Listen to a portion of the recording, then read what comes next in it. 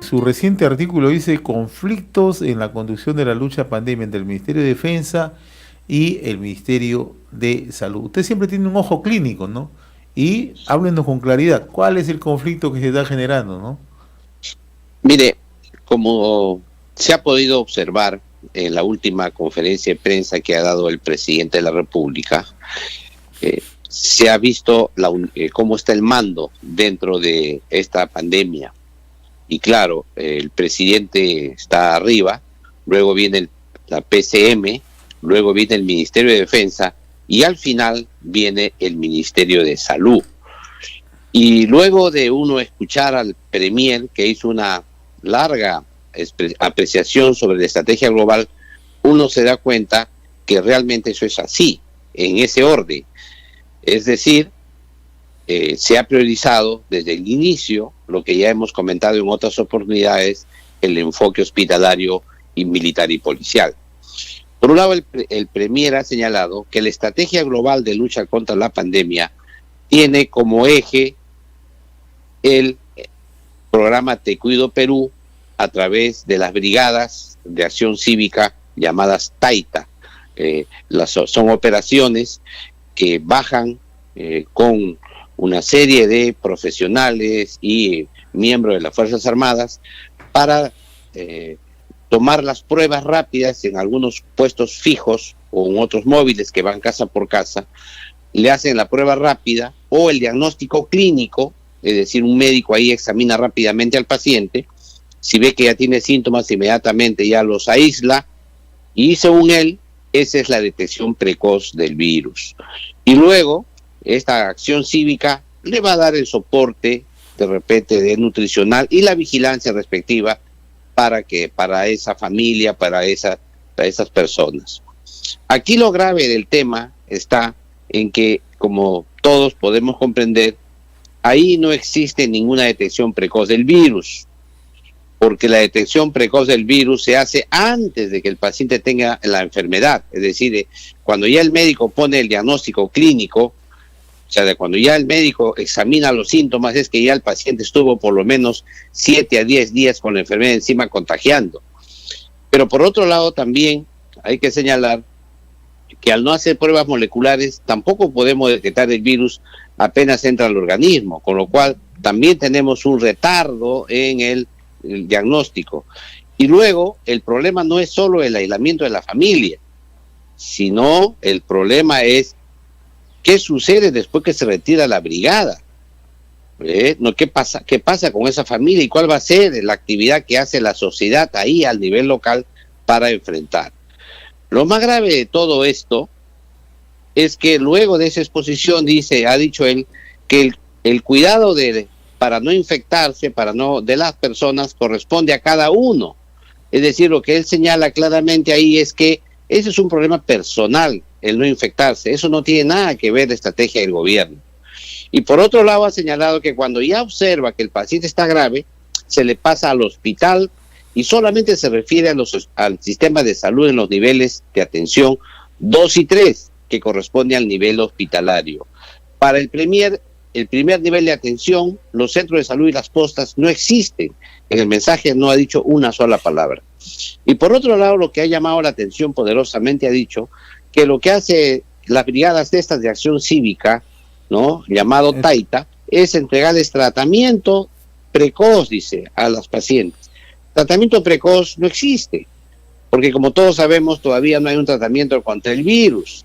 Me parece grave esa confusión, porque al plantear él como alta autoridad del gobierno que conduce esta lucha contra la pandemia, eso es por lo menos una desinformación a la población.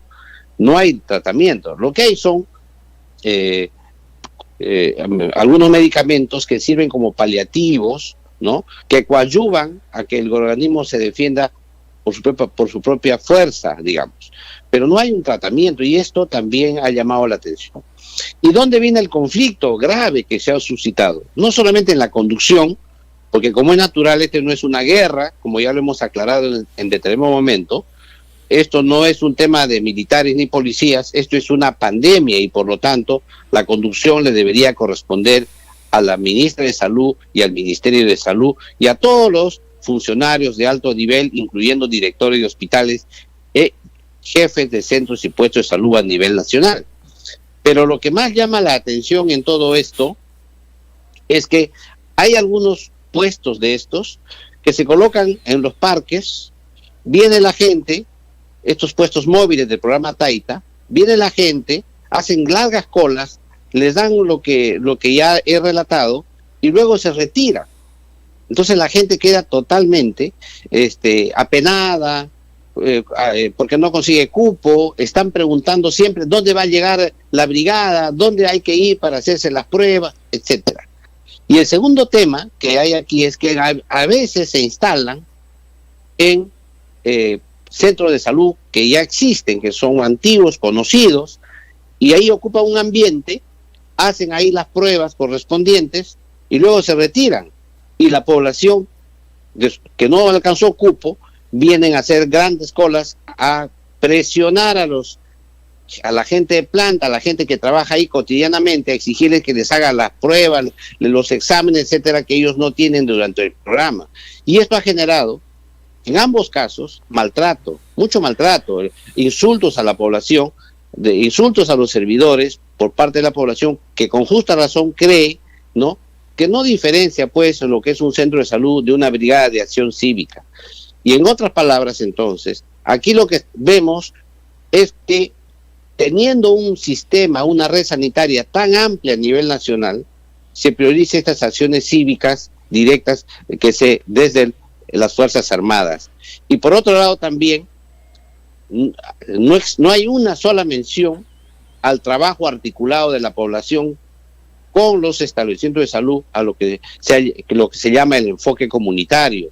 No existe ninguna forma de participación social, no solamente de los alcaldes y gobernadores, que él ha dicho que en los programas de acción cívica Taita participan, sino en el enfoque comunitario para el diseño de las políticas locales, para la información, la educación y la comunicación dentro de la población y sobre todo para el enfoque de riesgo, para conocer dónde están las zonas calientes en cada uno de los del nivel local para esto. Permíteme, eso es el tema que yo he comentado en el artículo. Doctor, ¿no? Permíteme un tema y me gustaría que nos haga precisiones, ¿no? Nosotros llegamos a muchas zonas rurales y justamente las zonas rurales donde se está anunciando este plan Taita, ¿no? Que además no es un hecho que solamente lo ha mencionado el presidente del Consejo de Ministros, también lo ha corroborado el actual ministro de Defensa, que en su momento ha sido jefe de Defensa Civil, el general Chávez Cresta. Es más, el general Chávez Cresta ha dicho que se van a realizar 50 planes Taita en lo que resta del año. Mi pregunta es muy concreta. ¿Quiénes van adelante este plan Taita? Porque me da la impresión, si me equivoco, corríjame por favor, que este es un diseño que lo ha hecho el Ejército, las Fuerzas Armadas, o un sector de las Fuerzas Armadas, con salud, por un lado. Y segundo, sobre este tema yo nunca he visto que se pronuncia la ministra de Salud sobre el tema del plan Taita. ¿Siente usted eso mismo? El plan Taita es parte de un equipo multisectorial. O sea, hay representantes también del Ministerio de Salud, también de Salud, también de las sanidades militares y policiales, y también a autoridades de los otros sectores. Pero es un plan que tiene como eje central es la geolocalización, es decir, que ellos manejan la información confidencial de todos los peruanos en su ubicación y en base a eso ellos establecen, dicen dónde están la mayor número de contagiados, ahí nos vamos y en base a eso elaboran un plan y como se dice bajan, ¿no? Porque es un programa de acción cívica, bajan bajo esa lógica, intervienen, toman las pruebas estas que les he comentado y luego se retiran. Entonces, en esa medida, este programa no tiene ninguna sostenibilidad. Ese programa es solamente lo que se hace, ¿no? Para fines de asistencialismo, de apoyo social. Más parece clientelaje, ¿no? Parece clientelaje, ¿no? Prácticamente de clientelaje. No se me ocurre a mí, por ejemplo, que este programa de acción cívica Taita lo hagan en Miraflores, en San Isidro, en Magdalena, o puedan hacerlo, por ejemplo, hasta en Barranco, etcétera. Esos son programas diseñados precisamente para las zonas más vulnerables del país. El resto de la población no tiene una estrategia, cuando lo lógico debería ser que una estrategia articulada. Pero por otro lado también hay que señalar que la controversia fundamental de la conducción se ha graficado en una sola controversia, que ha sido, la ministra señaló que había que comprar pruebas moleculares para hacer las pruebas rápidamente para detección precoz. Ha anunciado que se va a comprar más de 1 millón de... Y el premier le dijo que eso no era importante. En esta época lo importante es el diagnóstico clínico que se hace para los ciudadanos, con lo cual queda demostrado, ¿no?, que el objetivo no es prevenir la enfermedad, no es cortar la transmisión del virus en la comunidad, no es evitar los contagios, sino es tratar a los pacientes y meterlos a los hospitales y tratar de resolver los problemas en los hospitales, con lo cual generamos que la enfermedad, lo que se llama en medicina la evolución natural de la enfermedad o la historia natural de la pandemia, que significa que poco a poco nos vamos a infectar todos. Va a llegar un momento, como ya lo había dicho el exministro Zamora, que todos se van a enfermar y en consecuencia los que sobrevivan van a tener ya la inmunidad con anticuerpos neutralizantes. Y esto evidentemente significa un altísimo costo social para nuestro país. Obviamente, en evitar ese costo social es el esfuerzo de la humanidad que está haciendo para tener en este momento algo que le corte, obviamente, esa aceleración que estamos viendo, por ejemplo, en otro país de la pandemia, ¿no? Con ese costo que usted señala, y esa es la vacuna, pero que tampoco no es una cosa que podamos así tan efusivamente decir, bueno, ya casi lista la vacuna, así que mejor esperemos nomás un poquito ya. Y mientras tanto, la gran pregunta es, ¿qué hacemos de aquí hasta el día que llega esa vacuna, ¿no?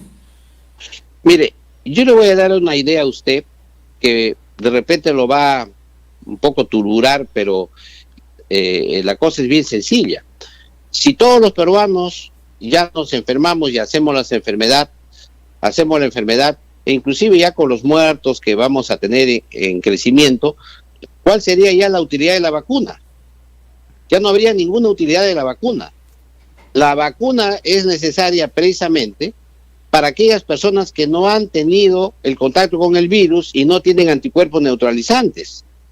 Por eso es que la idea de traer la vacuna al Perú tiene un primer requisito, es que la gente no se enferme hoy, para que cuando llegue la vacuna se le aplique la vacuna y es como si se hubiera enfermado naturalmente y pueda defenderse contra el virus.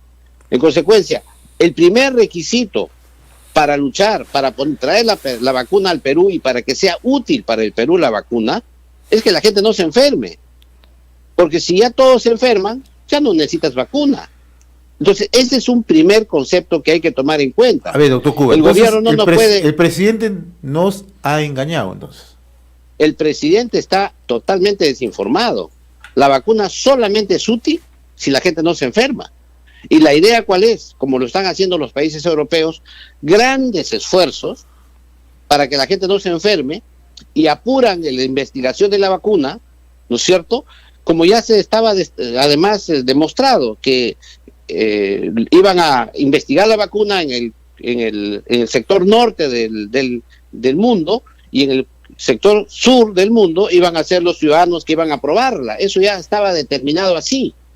De tal manera que participamos todos entusiastamente en hacer los ensayos clínicos en el Perú, los experimentos en el Perú con estas vacunas, con la idea de que nos llegue a nosotros primero. Pero cuando nos llegue la vacuna en el Perú, si seguimos en esta misma estrategia, el próximo año, en marzo y abril, ya no la vamos a necesitar. Los que van a necesitar la vacuna van a ser los países que se han protegido adecuadamente para que sus ciudadanos no se enfermen. Entonces, yo creo que aquí el tema está en, otra vez más, insistir en cambiar de estrategia, dejar que el Ministerio de Salud esté al mando Y luego también hay una cosa importante.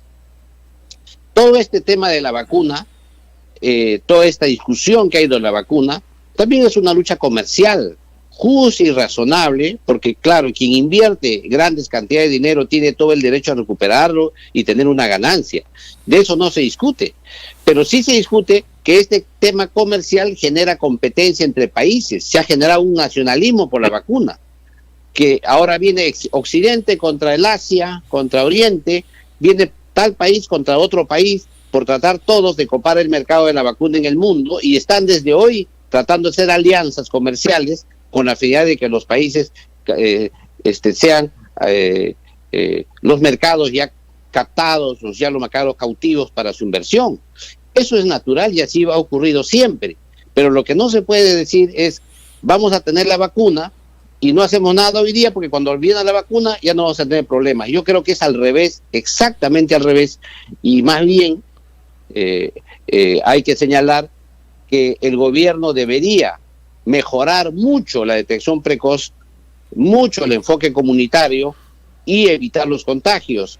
Y la vacuna, cuando llegue, que espero llegue pronto, sea el tiempo, el sacrificio que hacemos los peruanos para hacer tiempo para que llegue la vacuna. Necesitamos, por ejemplo, que pronunciamientos como el que ha sacado la Defensoría del Pueblo, que básicamente, como ustedes habrán visto en la reflexión que ha hecho la Defensoría, básicamente reitera lo que nosotros veníamos diciendo desde marzo. Es decir, que si desde las organizaciones, desde los ciudadanos, desde los partidos políticos, desde la sociedad civil, no se le exige y se le encara al gobierno que abandone este enfoque hospitalario, militar, policial, y confíe más en los ciudadanos, confíe en los comedores populares, en las ollas comunes, en las organizaciones de base. Es más, que no solamente sirven para luchar contra la pandemia, sirven también para evitar y eludir el impacto que tiene la gran recesión económica y el empobrecimiento masivo de la gente, la violación sistemática que existe de algunos derechos que se hacen debido precisamente a la pandemia.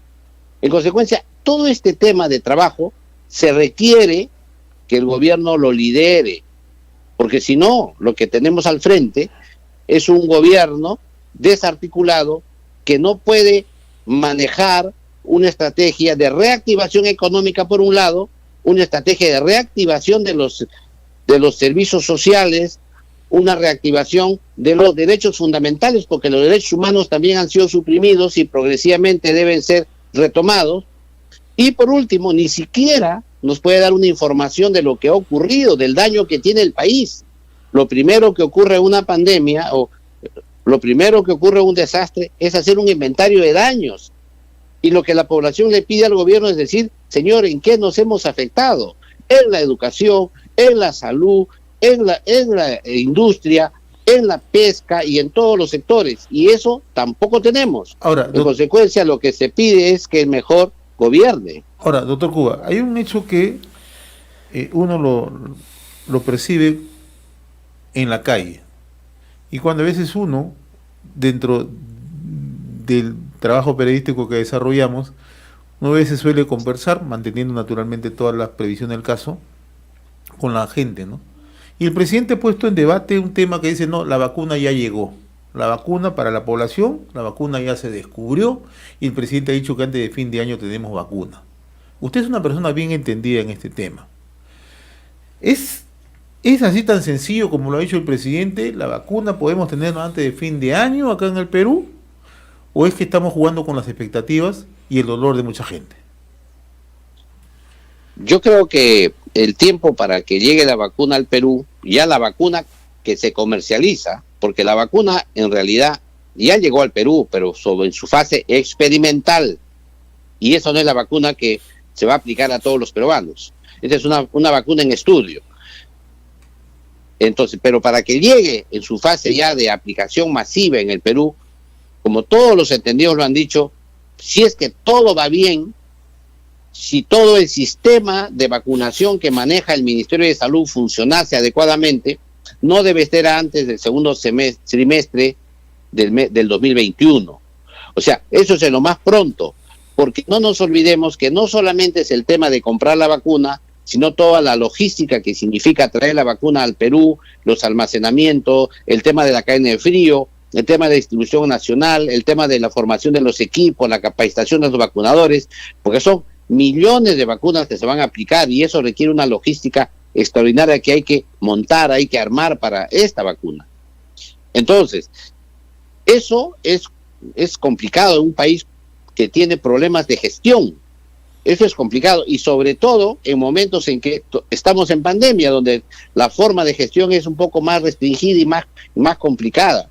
Entonces yo creo que lo más pronto sería quizá a finales del mes del primero trimestre, optimistamente, o de repente ya en el segundo trimestre del próximo año, en el escenario óptimo, en el escenario que todo fluye en modo normal.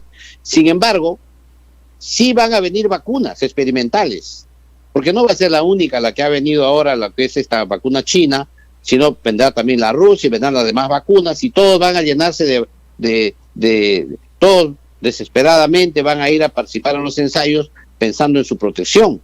Pero hay que señalar también que no todos los que reciben la vacuna reciben realmente la protección, porque también reciben lo que se llama el placebo, es decir, nada, solamente para que probar pues si la vacuna funciona. Eso requiere comparar contra nada y en consecuencia no están seguros de tener una protección.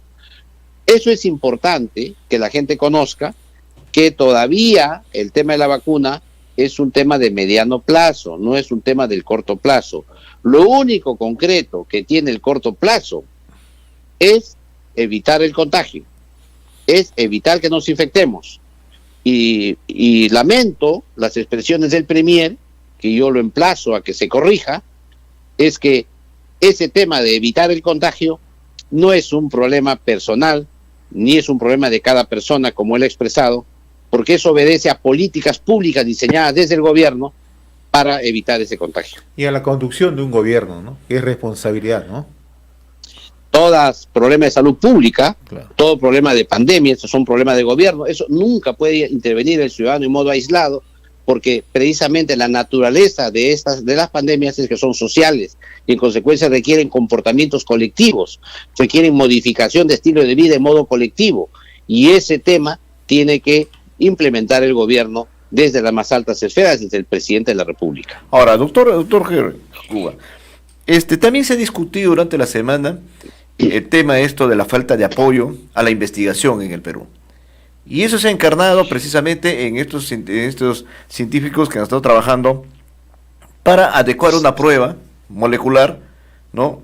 Aquí en el Perú, y que estaban carentes de apoyo se ha dado una serie de justificaciones por temas burocráticos, por temas no sé, de falta de gestiones adecuadas para dar los marcos normativos suficientes para que ese tipo de emprendimientos científicos puedan, en todo caso, aplicarse en el Perú. ¿Cuál es la realidad de este tema desde su punto de vista?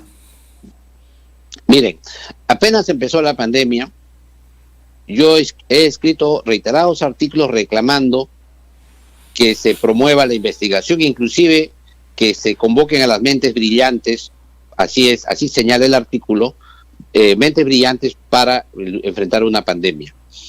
Que en la investigación contra una pandemia no solamente es el medicamento que va a combatir el virus o la vacuna. La investigación para una pandemia requiere todo el suministro, desde ventiladores, equipos, insumos, adaptar a tecnologías extranjeras que se pueden aplicar a nuestra realidad nacional.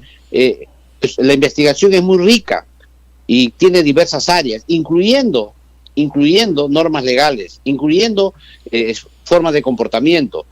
Sin embargo, sí se dio las normas para los ensayos clínicos, se ha flexibilizado los ensayos clínicos en el país, pero eso no basta. Eso es solamente como abrir la cancha.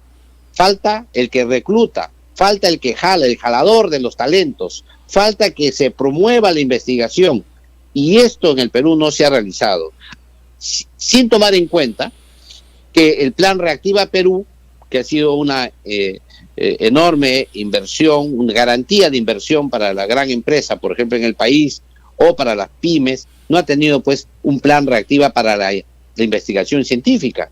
Hubiese sido interesante, por ejemplo, que se aporten fondos para la investigación científica, se recolecte estas asociaciones, instituciones, universidades que realicen investigación científica para poder también asignarle fondos para esta investigación. Eso no ha ocurrido. Ha ocurrido exactamente lo contrario. Es decir, se ha priorizado la compra. Todo compramos. Vamos a comprar, se necesita tal cosa, se compra. Sin tomar en cuenta de que hay cosas que se pueden hacer en el Perú y que pueden ser inclusive más rápido, con mayor calidad que aquello que viene de fuera con mucho tiempo y no adaptado a nuestra realidad nacional. Yo creo que ahí ha faltado, como usted lo ha señalado, la promoción a la investigación científica, a la investigación, y sobre todo, y lo más importante, la data, la información y el conocimiento no han fluido desde los organismos hacedores, que es el Estado, hacia la ciudadanía. Ha habido serias dificultades en la data, en esas data estadísticas, esa información que tiene el sector. Y además, cuando ha llegado esa información, no ha habido posibilidad de trabajar esa data y generar nuevo conocimiento que sea útil precisamente para aquellos que investigan. Al contrario, es muy difícil generar información en el país. Es muy difícil saber, por ejemplo, cómo está yendo la pandemia en estos instantes. Es muy difícil, hay que estar buscando una serie de cuadros, ver el cuadro de las regiones, el cuadro nacional, etcétera. Ocurre lo mismo con los fallecimientos, ocurre lo mismo con las pruebas rápidas, las pruebas moleculares, ocurre lo mismo con el tema del comercio, del agua potable, del comercio del jabón, etcétera. Es decir, hay una serie de limitación de data, de información, para que los investigadores puedan hacer su trabajo. Porque necesitamos también que investiguen no solamente pues contra el virus, claro. Estamos también cómo se comportan las sociedades, cómo están soportando el aislamiento, también necesitamos estudios sociológicos, etcétera. El estudio es masivo y eso requiere un promotor, y ese promotor siempre una pandemia, porque es una política pública, lo tiene que hacer el gobierno. Muy bien, doctor Heber Cuba, como siempre muy agradecido por compartir esta reflexión sabatina. Le agradezco la gentileza, un abrazo, muy amable. Muy agradecido, un saludo una vez más a todos los peruanos.